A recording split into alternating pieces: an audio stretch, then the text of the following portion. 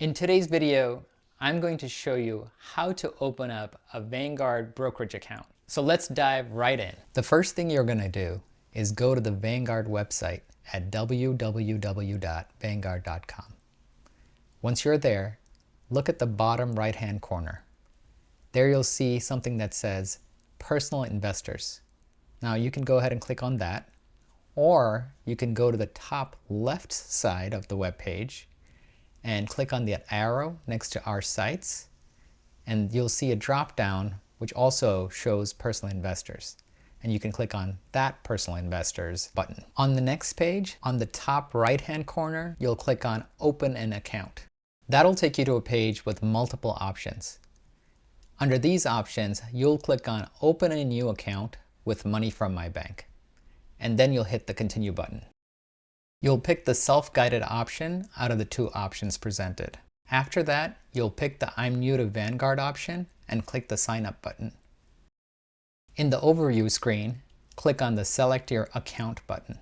Here you're presented with a few options as to the type of account you can open up. If you'd like to open up a retirement account, like an IRA, go ahead and click that. If you want to open up an individual taxed account where you can access your money at any time, then pick General Investing. Once you pick a button like General Investing, you'll see another set of options. Here you would pick Individual General Investing and then click on the Continue button. The next screen is pretty straightforward. You'll have to provide your name, email address, birthday, your citizenship status, social security, and your gender. Note that all of this personal information is very secure and is protected by Vanguard. And then you'd click on the Continue button. Next, you'll provide some more personal information such as your address and your primary phone number. Then click on the Continue button.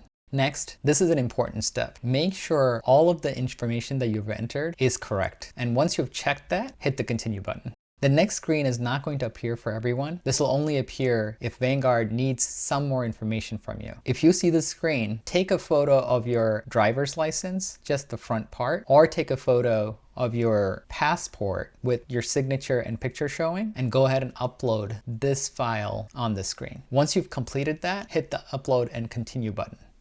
Next, you'll set up the username and password that you're going to use to log into the Vanguard website. At the bottom of this same page, you'll notice a box that you can check. This is very important. Make sure you check this box. Essentially, when you're checking this box, you agree to getting paperless statements from Vanguard. This is important because if you don't sign up for paperless statements, Vanguard will charge you a $25 yearly fee. So it's a win-win really. You save a bunch of trees and Vanguard doesn't charge you the $25. So please go ahead and check this box and then hit the Continue button.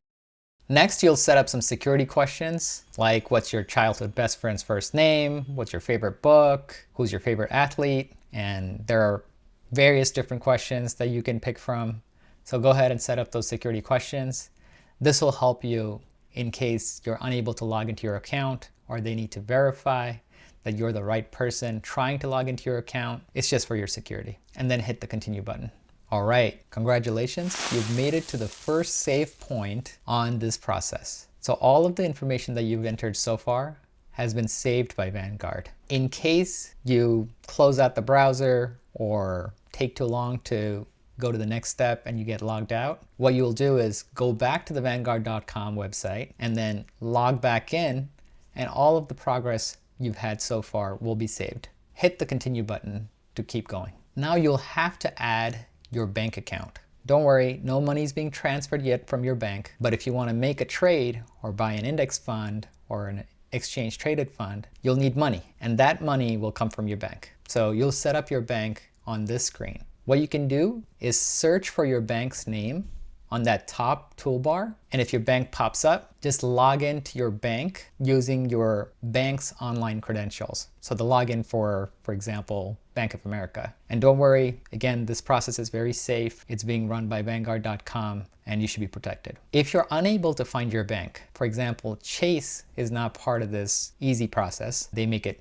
harder for you for some reason, you would go ahead and hit the Link Bank Manually button in the bottom. Once you do that, you'll just provide the details of your bank account, such as your routing number, account number, what type of account it is it checking or savings, and you can even give it an account nickname so that you can find it easily whenever you log into Vanguard.com, and then hit continue. On the next screen, you'll decide if you want to send some money over to Vanguard right away, or if you want to send the money later. Either way is fine. If you send the money now, that money will be waiting for you in a few days to place a trade on Vanguard.com. If you pick the later option, you'll have to send money over later on before you plan to place the trade. And that's going to take a couple of days. So if you're thinking about trading right away, pick that first option and then hit continue. Next, you'll enter the amount of money you want to transfer over to Vanguard and then hit continue.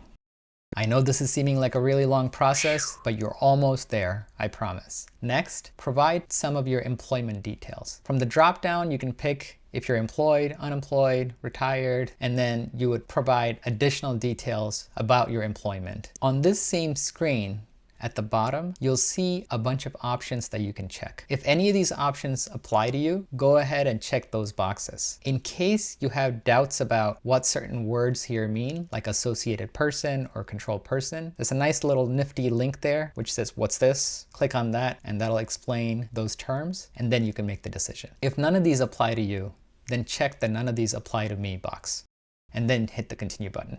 On the next screen, you'll provide your income and net worth. This can be changed at any time, so you can pretty much just ballpark your income and your liquid net worth and then move on to the next screen by hitting continue. All right, we're almost there. After you've checked all of the information that you've entered so far, you will go ahead and review and sign new account agreements. If you want to take a closer look at these agreements, click on those blue links and that'll open up different PDF files with those agreements. Then you'll scroll down to the bottom and click on the I sign and agree checkbox and then hit the submit application. All right, congratulations. Your account is now open. If you pick the option to send over money to Vanguard as part of this process, it'll take about 2 to 3 business days for that money to reach your account, so just hang in there. Once that money hits your account, it'll be put into something called a settlement fund. And that money will be held in that settlement fund until you're ready to trade. And once you see that money there, that's it. You're ready to trade index funds, ETFs, and even stocks. Now you know how to open up a brokerage account in Vanguard. If you actually end up opening a Vanguard account after watching this video, it would really make my day to know that you did that based on the instructions provided in this video. So please go ahead and leave a comment in the comment section below. Okay, that's it for this video, but I have a lot of interesting content coming up, including things like how to reduce the risk of your stock portfolio, how to avoid taxes by investing in retirement accounts, and how much money you should invest in the stock market.